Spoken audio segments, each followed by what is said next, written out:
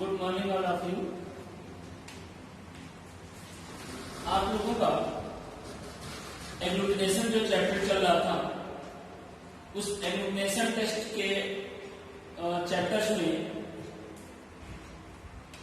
मैं आप लोगों को एग्लूटिनेशन टेस्ट के बारे में बताया, टाइप्स ऑफ एग्लूटिनेशन टेस्ट भी वहां बताए थे, और उसके बाद की जो टॉपिक मैंने बताया था कि एग्लूटिनेशन में आपके सिलेबस में विडाल टेस्ट पढ़ना है, वो भी दोनों स्लाइड एंड ट्यूब मेथड दोनों, और वहां मैंने ये भी बताया था कि कौन सा प्रोसेस आता है।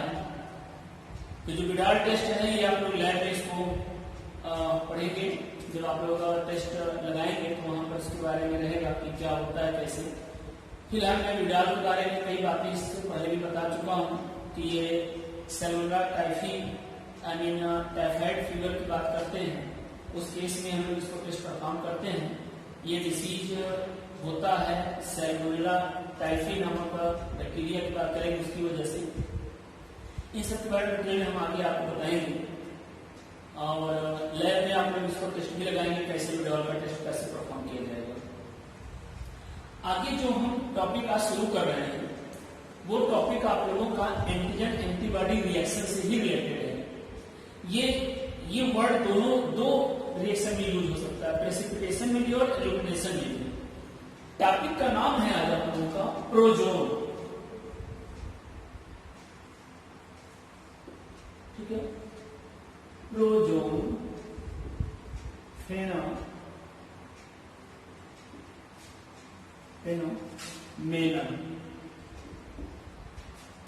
Prozone phenomenon, okay. टॉपिक क्या है आप लोगों का? Prozone phenomenon. Prozone phenomenon I mean दो बातें ध्यान दिए होंगे। जब मैं प्रेसिपिटेशन रिएक्शन वहां बता रहा था आप लोगों को, ऐसे एक ग्राफ प्लॉट करके मैं आपको समझाया था।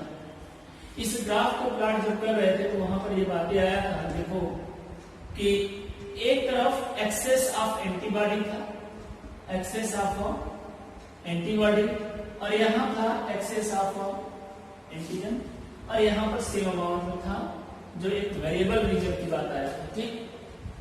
उस डायग्राम को अगर आप लोग बनाए होंगे या इस ग्राफ को, और उस ग्राफ से आपको समझ में आएगा कि हाँ ये क्या वर्ड था। जब एक्सेस की बात हम जब करते हैं, ध्यान देना, जो इसमें एक्सेस अमाउंट है, किस तरीके से रिएक्शन होता है, या इक्विवेलेंस जो पॉइंट हुआ था, इक्विवेलेंस जोन याद आ रहा होगा आप लोगों को। वहां मैंने दो बातें दिया था कि इस वाले पोर्शन को हम लोग क्या बोलते थे, इक्विवेलेंस या इक्विवेलेंट जोन, और इधर excess antibody excess antigen. Equivalence zone में एंटीजन एंड एंटीबॉडी का रेशियो वहां भी मैं आपको समझाया था 1:1.5 ऐसे करके, कि लगभग क्या होते हैं, सेम होते हैं।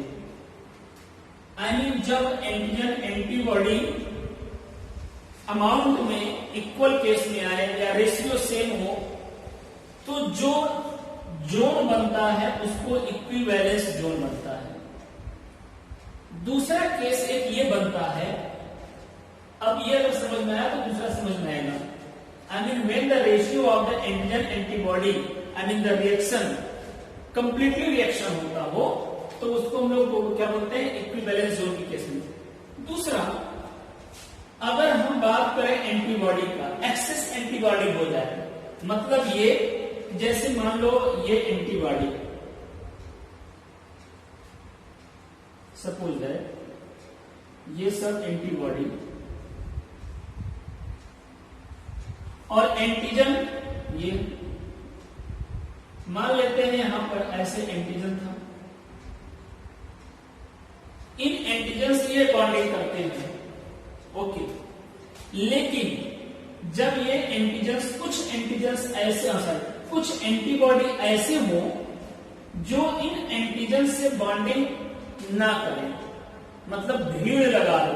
ऐसे कभी होता ना, 10 लोग इकट्ठा, यहां पर अवेलेबल स्पेस 10 लोगों के लिए था, और वहां पहुंच जाए कितने लोग, 15 या 20 लोग, तो अब ये उसको 10 ही लोग, तो 10 लोग इक्वल के केस में आ गए, 10 लोग तो वर्क करेंगे। अब 10 लोग स्ट्रॉन्ग वहां क्या लगा रहेंगे, भीड़ लगा रहेंगे। इसकी वजह से क्या होगा, क्या जो ये 10 लोगों का जो काम है ये हो पाएगा, नहीं होता। आई मीन ये भीड़ लगने की वजह से प्रॉब्लम जनरेट होगा। तो ऐसे इनको फाल्स। तो ऐसे ही रिएक्शन के केस में जब एंटीबॉडी की संख्या ज्यादा हो जाए और वो क्या कर दे, एक एक्टिविटी को स्टॉप करे या एक्टिविटी को होने भी दे लेकिन टाइम टेके, अभी मैं डिफिनेशन दे रहा हूं समझ में आएगा। तो उनको हम लोग बोलते हैं क्या, प्रोजोन फॉर्मेशन या प्रोजोन एक्टिविटी या प्रोजोन फेनोमेनन बोलते हैं। ठीक, तो ये जो रिलेटेड है वो रिलेटेड इसी से है, एक्सेस की बातें आएगा। तो उसमें पहले आप लोग नोट कीजिए डिफिनेशन, फिर क्लियर होगा कि ये क्या होता है।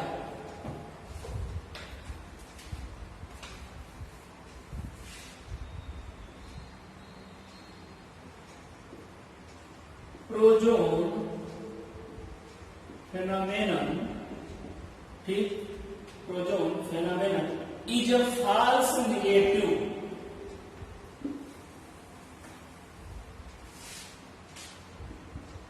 is a false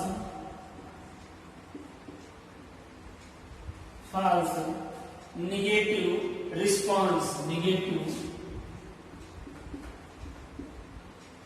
response resulting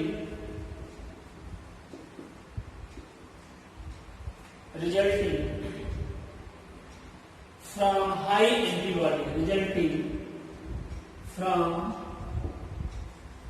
high antibody titer,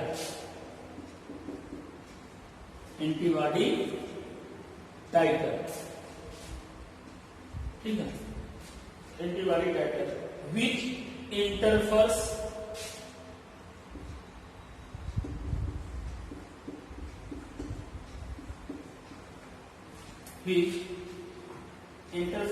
with formation of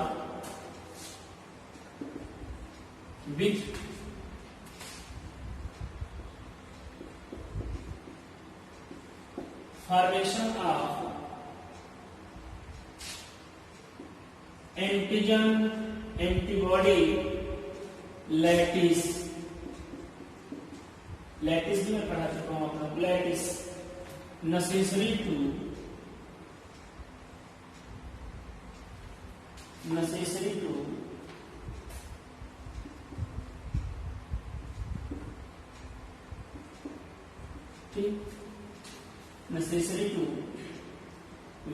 visualize or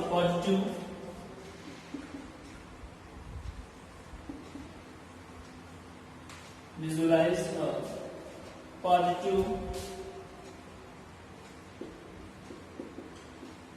flocculation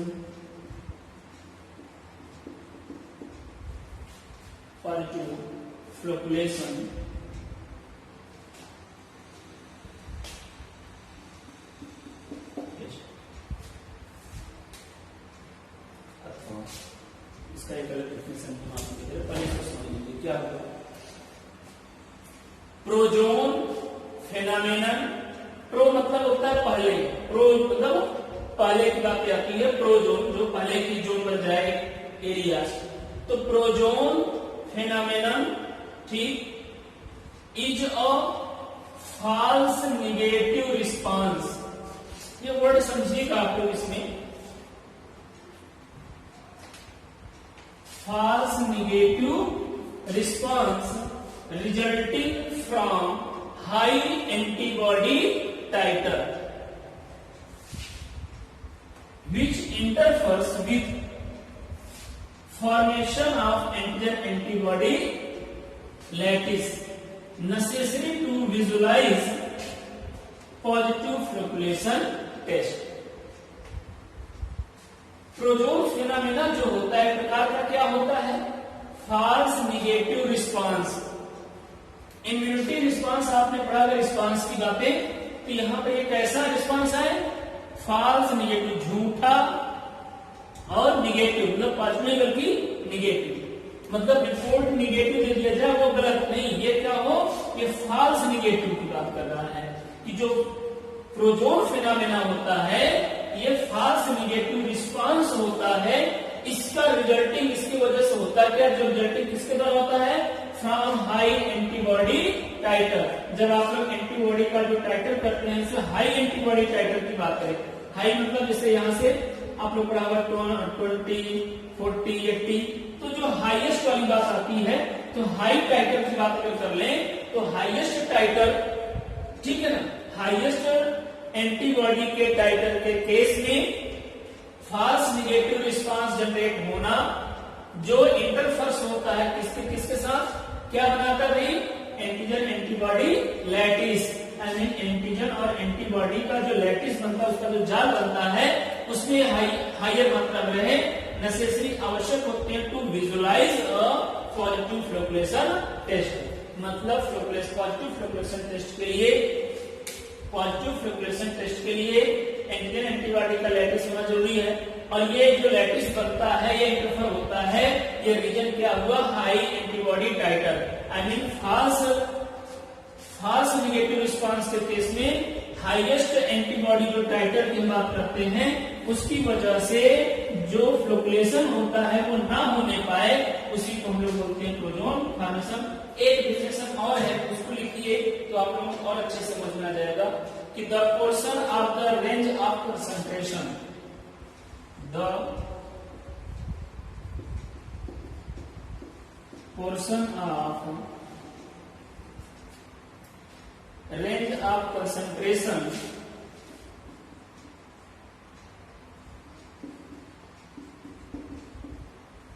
of concentration of antigen antibody mixture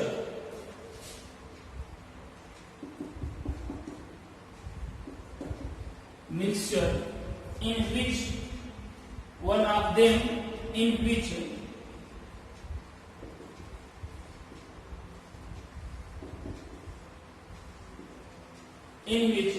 one of them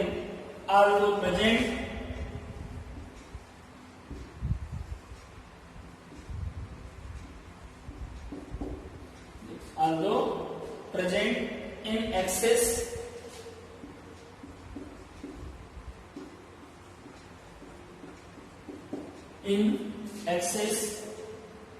does not produce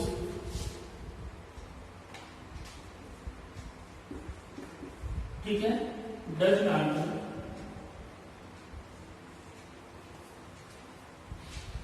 produce its characteristic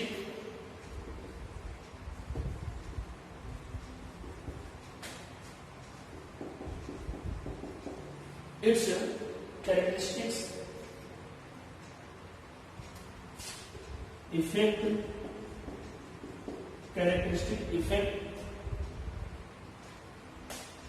as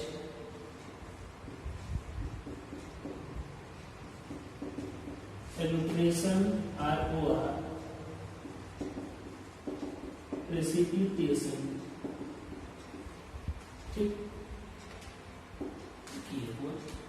क्या कह रहा है, देखिए क्या लिखा आपने, the portion of range of concentration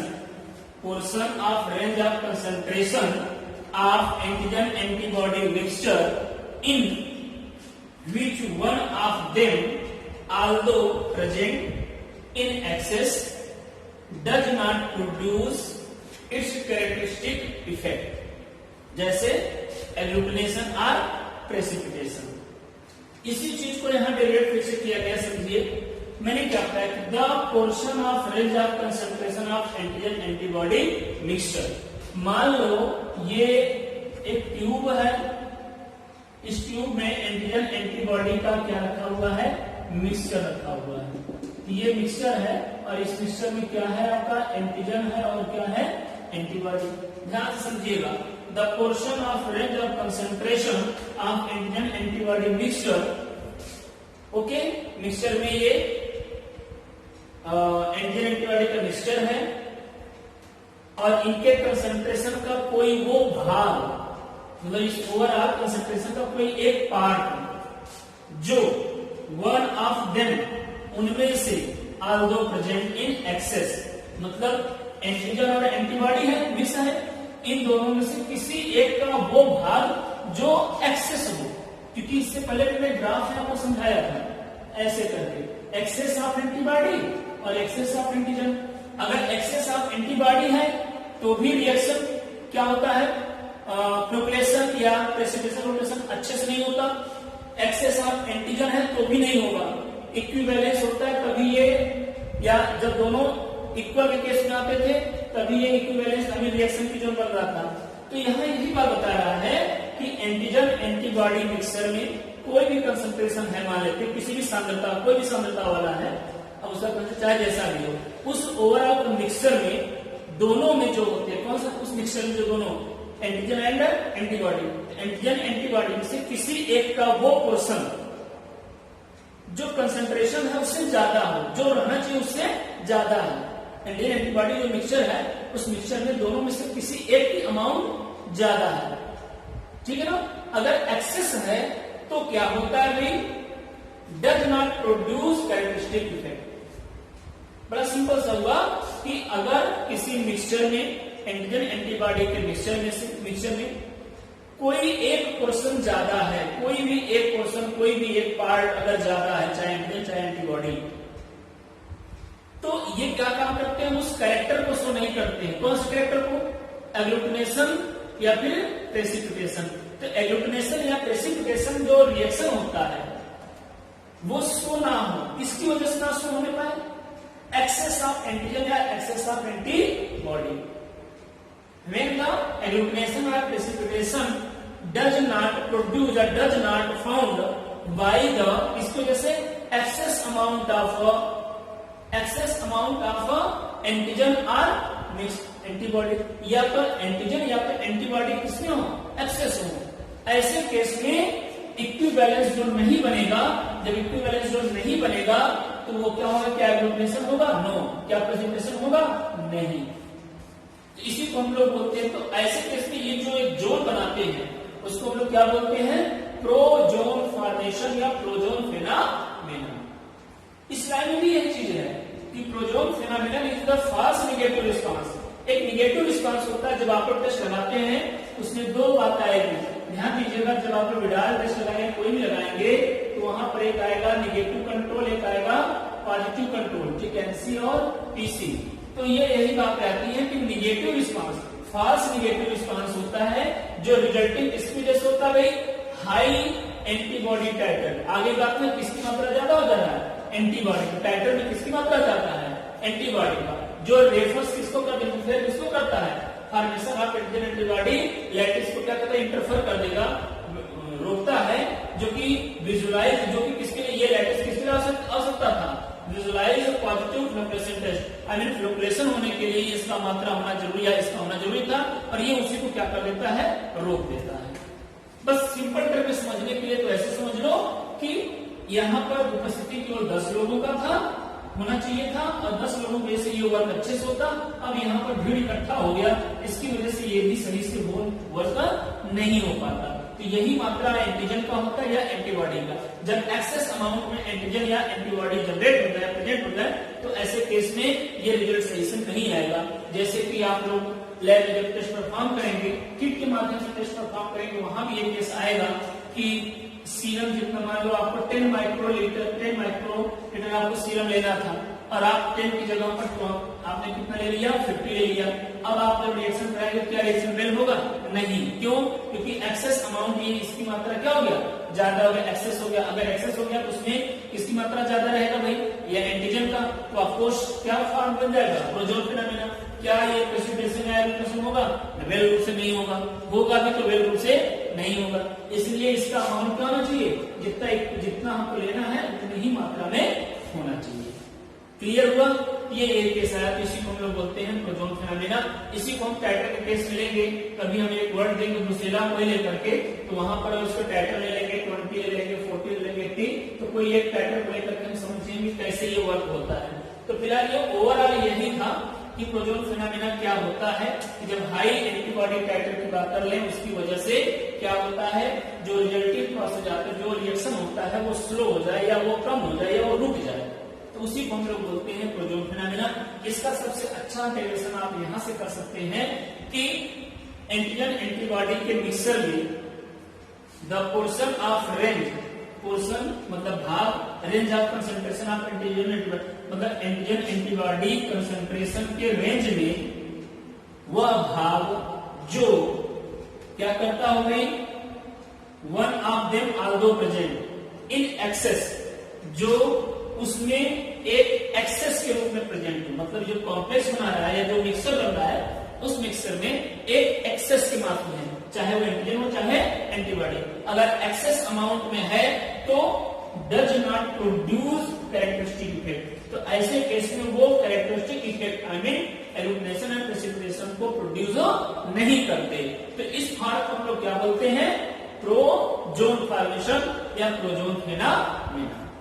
तो excess amount हमेशा याद रखना कि excess amount of the antigen या एंटीबॉडी या excess of antigen and antibody, कोई दो में से कोई एक अगर एक्सेस है तो रिएक्शन वेल रूप से नहीं होगा। ओके, इसको अगर हम और आगे अगर लेके चले, ये भ्रम की स्थिति होता है, ये भी याद रखना।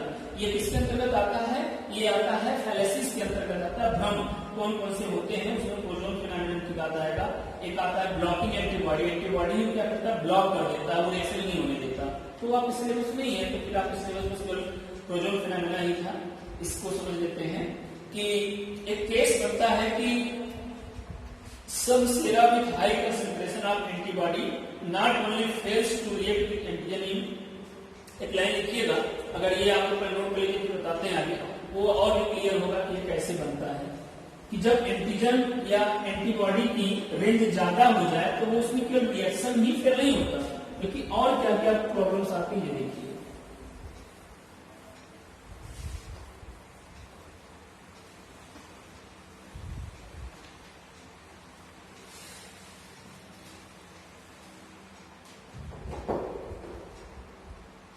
जो आप लोग लिख रहे थे उसी के नीचे ही रहेगा, ये ऊपर का आपका डिफिनेशन हो गया, उसके बारे में डेरिवेशन करा रहा हूं आपका। सम सेरा, यहां पर सीरम की बात हो जाएगा। Some sera with high concentration, with high concentration of antibody, of antibody. मान लेते हैं कोई सीरम है या कोई सेरा है, उसमें कंसंट्रेशन किसका ज्यादा है, एंटीबॉडी का। Not only fails, not only fails, ठीक, ये केवल फेल करता है, not only fails to react, to not only fails to react with antigen in, react with antigen in undiluted state,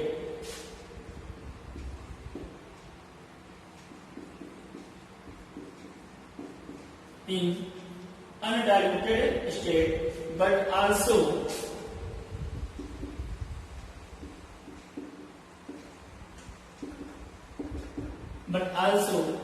inhibit agglutination,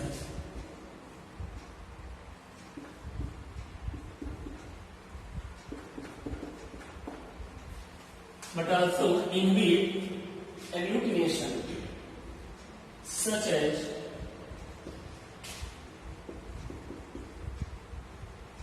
acute brucellosis, brucellosis ये disease है जिसे ब्रूसेलस होता है, brucellosis, in which agglutination, in which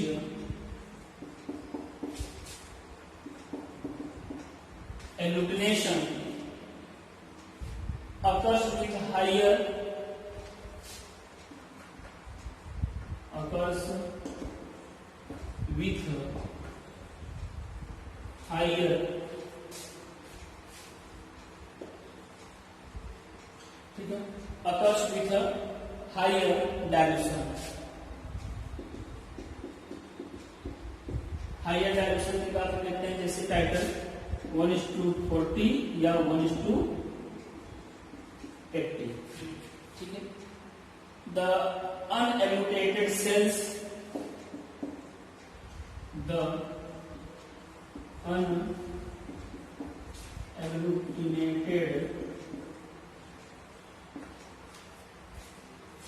unagglutinated cells in the prozone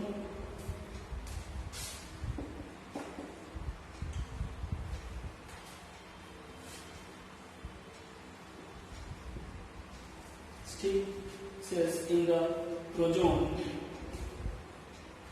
so antibodies absorb, so antibodies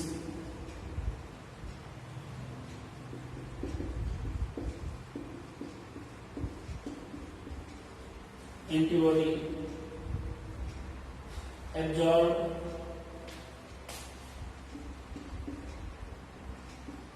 on their surface, absorb on their surface.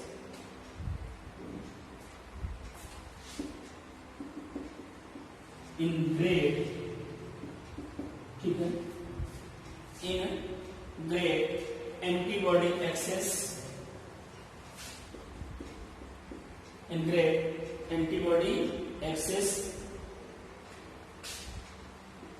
antigen cannot attach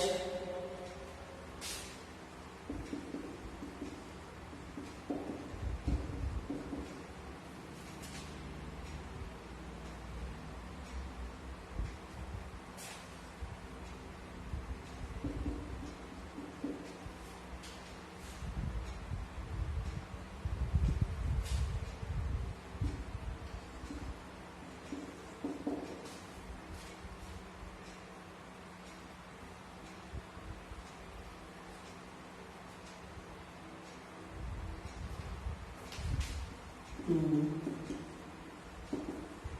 both side antibody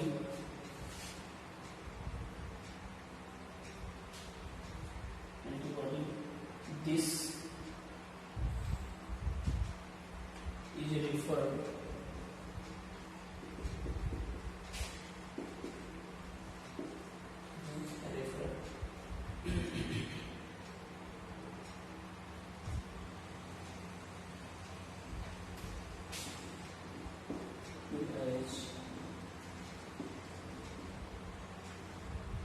prozone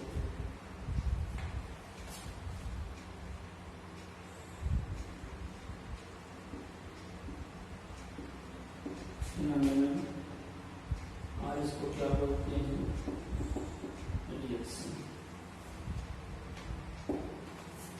इसको समझिए आप, देखिए क्या होगा लिखा।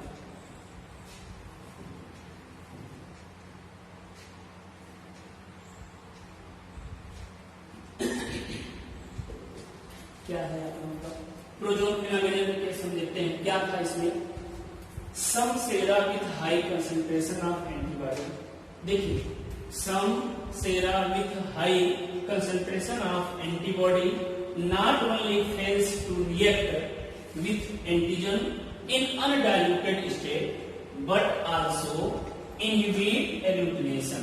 Okay, जैसे acute brucellosis in which agglutination occurs with higher dilution, ये 1:40, 1:80, the unagglutinated cells in the prozone show antibodies absorbed on their surface in great antibody access.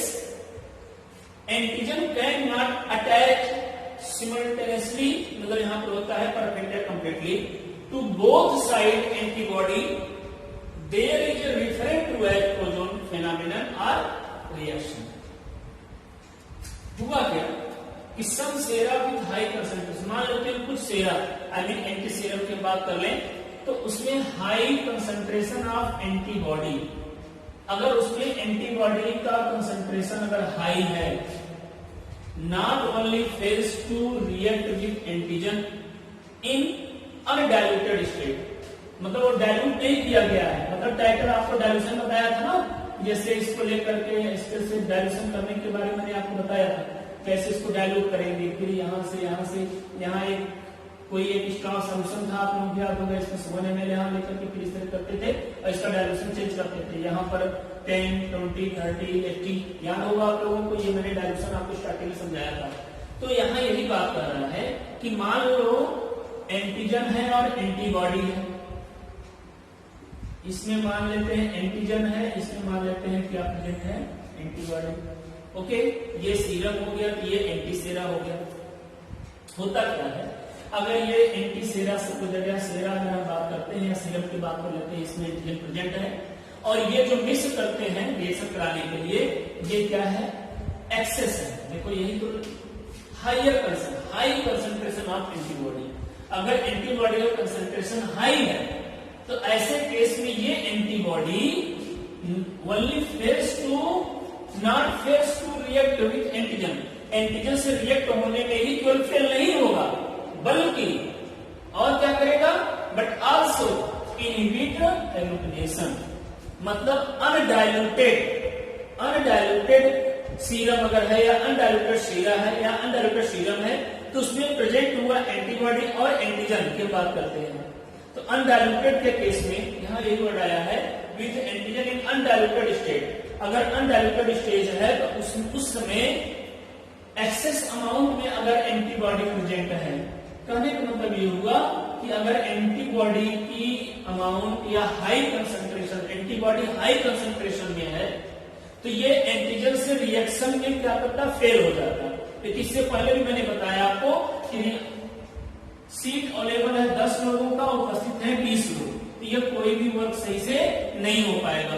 तो ये केवल एंटीबॉडी एंटीजन से रिएक्शन में ही नहीं फेल होते हैं, बल्कि क्या करते हैं ये लोग, एग्लूटिनेशन या फिर प्रेसिपिटेशन को भी इनहिबिट कर देते हैं, रोक देते हैं। तो when the excess amount of the antibody, ठीक है, डज नॉट ना होने दे, excess amount of antibody inhibit agglutination या which antibody inhibit agglutination process, मतलब वो एक्सेस अमाउंट में एंटीबॉडी जो एग्लूटिनेशन प्रोसेस को क्या करता हो, रोकता हो, that is called the prozone. उसी के बारे में आगे मैं दिया हूं कि हाई कंसंट्रेशन ऑफ एंटीबॉडी केवल फेल ही नहीं होते हैं बल्कि वो एग्लूटिनेशन को रोकते भी हैं। कैसे, जैसे मैं एक एग्जांपल ले रहा हूं, एक केस होता है एक्यूट ब्रुसेलोसिस डिसीज है। इस केस में अगर हम देखें, जब हम लोग इसका टेस्ट परफॉर्म करते हैं तो in which agglutination occurs with higher dilution. ध्यान देना कि एक्यूट ब्रुसेलोसिस में, एक्यूट ब्रुसेलोसिस केस में एग्लूटिनेशन प्रोसेस जो पाया जाता है वो हायर डाइल्यूशन पर पाया जाता है, मतलब 40 to 80 तक की बात है।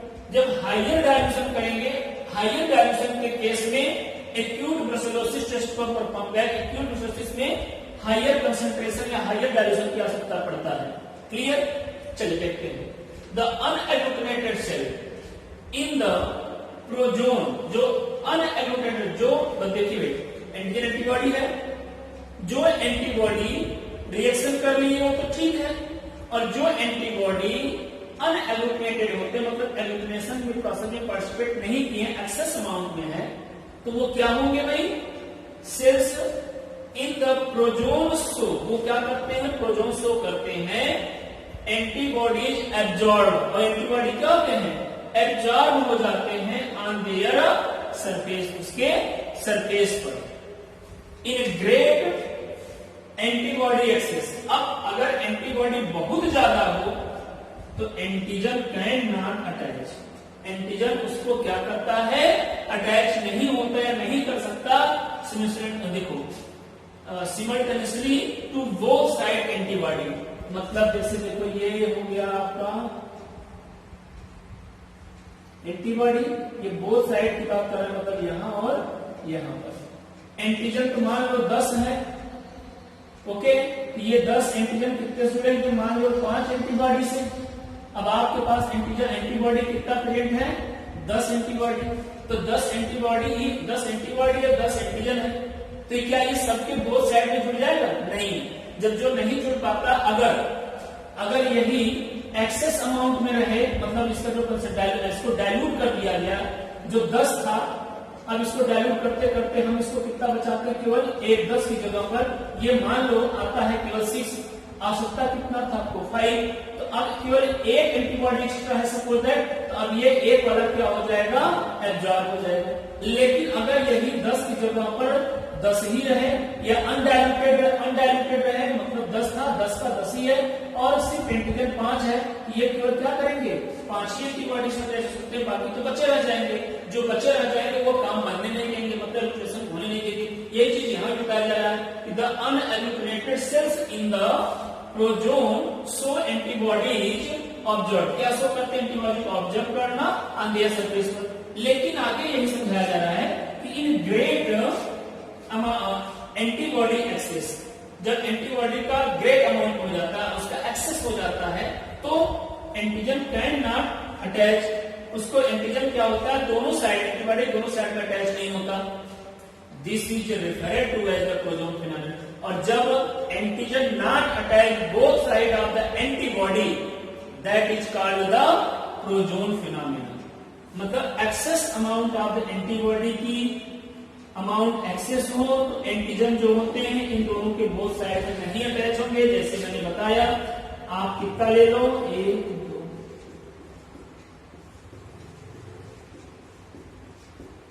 मान लेते हैं 10 एंटीबॉडी लिया। अभी 10 एंटीबॉडी में केवल 10 क्या था? एंटीजन था। तो 10 एंटीजन क्या करेंगे भाई? एक इससे जुड़ जाएगा, एक इससे जुड़ जाएगा, एक इससे और ऐसे। अब बताओ क्या लैटिस बना? बनेगा ही नहीं। अगर यही केस ऐसे हो, जो यहां पर है, ठीक, इससे जुड़ जाए, फिर यहां वाला इससे जुड़ जाए, और केवल 5 ही रहे, तो देखोगे एक एंटीबॉडी के बोथ साइड में दोनों, फिर अगला एंटीबॉडी, फिर अगला एंटीबॉडी, ऐसे। तो क्या बनाएंगे? ये लैटिस बना लेंगे, एल्यूमिनेशन होगा। लेकिन अगर इसकी अमाउंट ज्यादा होगा, तो सारे एंटीजन फिक्स हो गए, तो क्या हुआ? एल्यूमिनेशन हुआ? नहीं हुआ। तो when the excess amount of the antibody does not वो क्या ना होने दे, वो एल्यूमिनेशन यानी रिएक्शन ना होने दे, ऐसे प्रोसेस को हम लोग क्या बोलते हैं? प्रोजोन फिनोमेना। तो मैं आप लोगों को प्रोजोन फिनोमेना 3 डिफिनेशन लेकर के समझाया। स्टार्टिंग ये पहला डेफिनेशन, फिर दूसरा, और फिर ये 2 लाइन की मैंने लास्ट में दिया, और एक एग्जांपल लेकर के आपको समझाया, जैसे कि हम ब्रुसेलोसिस के केस को लेकर के करते हैं। इसी में एक चीज ये भी होता है कि these sera give positive agglutination, जो सीरम हमने यहाँ लिया है, ये पॉजिटिव एल्यूमिनेशन रिएक्शन देता है कब? When diluted to several times, जब उसको जो हाई कंसेंट्रेशन है उसको हम लोग क्या करते हैं? डाइल्यूट कर दें। मतलब डाइल्यूट कर दोगे, अभी हाई है, मतलब क्या होता है? मोर कंसंट्रेट है, उसको हम लोग क्या करते हैं? डाइल्यूट कर देंगे। जब डाइल्यूट कर देते हैं, कई टाइम डाइल्यूट करते हैं, तब जाकर के वो क्या करता है? रिएक्शन वेल रूप से देता है। क्लियर हुआ? ये तो केस बना आप लोगों का फिनोमेनन, कौन सा? प्रोजोन फिनोमेनन। कि क्या होता है? हमेशा याद रखना कि एक्सेस अमाउंट ऑफ एंटीजन या access amount of antibody, mainly access amount of antibody अगर है तो वो एंटीजन से बॉन्डिंग नहीं करेगा या एंटीजन के साथ लैटिस फॉर्म नहीं बनाएंगे, जिसकी वजह से एल्यूमिनेशन नहीं होगा। और जब एल्यूमिनेशन नहीं होगा तो इस प्रोसेस को हम लोग क्या बोलते हैं? इस प्रोसेस को प्रोजोन बोलते हैं। लेकिन यहाँ पर आपका रिपोर्ट फॉल्स निगेटिव की बात आता है। क्यों? क्योंकि एंटीजन तो प्रेजेंट था, आप एंटीजन को डिटेक्ट कर रहे थे, आपने एंटीबॉडी मिक्स भी किया है रिएक्शन कराने के लिए, बट प्रॉब्लम क्या किया आपने कि एंटीबॉडी की मात्रा ज्यादा हो गया। Main the excess amount of the antibody अगर हो जाए तो भी एंटीजन से सही से रिएक्शन नहीं करेंगे। तो इसीलिए इसको हम लोग बोलते हैं क्या? प्रोजोन फॉर्मेशन। ठीक, आप लोग डिफिनेशन जो मैं लिखवाया उसको एक बार पढ़िएगा तो ऑटोमेटिकली ये क्लियर हो जाएगा कि ये क्या वर्ड कहा जा रहा है। नहीं समझ में आएगा तो सबसे अच्छा एग्जाम्पल 2 लाइन का ये है कि सम सीरा विच हाई कंसंट्रेशन, कुछ एंटी सीरा की बात करें जिसका हाई कंसंट्रेशन ऑफ एंटीबॉडी, अगर एंटीबॉडी का कंसंट्रेशन बहुत ज्यादा है तो वो हाइयर कंसंट्रेशन एंटीबॉडी जो होता है वो एंटीजन से रिएक्ट होने में फेल हो जाता है। सिर्फ फेल ही नहीं होता, वो प्रोसेस को होने भी नहीं देता। तो जब access amount of the antibody क्या करता हो, रिएक्शन को ना होने देता हो, रिएक्शन फेल हो जाता हो, उसको हम लोग बोलते हैं क्या, प्रोजोन फिनोमेना। एग्जांपल देना हो तो जैसे ब्रुसेलोसिस ले लो कि जो ब्रुसेलोसिस एक्यूट ब्रुसेलोसिस होता है, इसमें एग्लूटिनेशन तब होता है जब हम लोग क्या करते हैं, देखो हाइयर डायल्यूशन इतना लेते हैं। ऐसे केस में जो अनएग्लूटिनेटेड, जो अनएग्लूटिनेट हुआ है, जो एग्लूटिनेशन वाला नहीं होते हैं, सेल्स नहीं होते, वे लोग क्या करते हैं, एंटीबॉडीज के सरफेस पर एब्जॉर्ब हो जाएंगे या फिर वो दोनों साइड में अटैच नहीं होते हैं। और जब इनकी मात्रा बहुत ज्यादा होता है तो देखो एंटीजन कैन नॉट अटैच, तो एंटीजन क्या होते हैं, सही रूप से अटैच नहीं होते हैं। ऐसे केस में रिएक्शन नहीं हो पाता। एक तो ये एग्जांपल ब्रुसेलोसिस को दे देना, बाकी प्रोजोन का डिफिनेशन ये है और 2 डिफिनेशन इससे पहले भी बताया हूं, ठीक है। इस तरह से आप लोगों का ये एग्लूटिनेशन चैप्टर समाप्त हुआ। इसमें से विडाल टेस्ट मैं आप लोगों को जो है ये आप लोग लैब में पढ़ेंगे, जब आप लोग प्रैक्टिकल करेंगे तो वहां पर आप लोगों को विडाल टेस्ट के बारे में वहां पर पढ़ने को मिलेगा। वो भी इसी एग्लूटिनेशन रिएक्शन का ही एक पार्ट है, तो वो आप लोग अपने विजुअलाइज प्रैक्टिकल मतलब आप लोग प्रैक्टिकल कर लेंगे। आगे की जो हम लोग टॉपिक की शुरुआत करेंगे, इसी एग्लूटिनेशन से ही रिलेटेड एक वर्ड है हेट्रोफिल एग्लूटिनेशन टेस्ट। थोड़ी सी अगर आप लोग पिछले टॉपिक पर जाएंगे तो वहां पर हेट्रोफिल के बारे में मैंने आप लोगों को बताया था। जब आप लोग एंटीजन एंटीबॉडी की टॉपिक चल रहा था तो वहां पर मैं हेट्रोफिल एंटीजन पढ़ाया था, हेट्रोफिल एंटीजन पढ़ाया था। उसी से रिलेटेड ये भी है कि हेट्रोफिल एग्लूटिनेशन टेस्ट, इसके दोनों टेस्ट हम आपको पढ़ाएंगे। इसमें आपके सिलेबस में 2 टेस्ट पढ़ने हैं, Weil Felix reaction and Paul Bunnell test. इन दोनों टेस्टों के बारे में भी मैं वहां पर पढ़ाया था। जब एंटीजन पढ़ा रहे थे तो हेट्रोफिल एंटीजन पढ़ा रहे थे तो वहां मैं बताया था कि heterophile antigen is used in the किस टेस्ट में यूज हुए थे, Weil Felix reaction and Paul Bunnell test में। और इनके बारे में कुछ वर्ड भी दिया था कि जब ये आगे नेक्स्ट चैप्टर में मिलेगा तो आप लोग इसके बारे में डिटेल में पढ़ेंगे कि एग्लूटिनेशन टेस्ट में या वेल-फेलिस क्या होता है और पॉल बर्नर टेस्ट क्या होता है।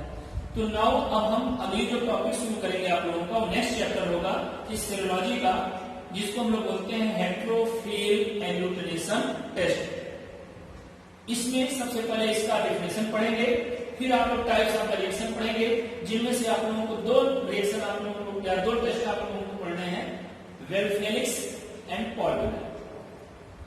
Thank you all of you.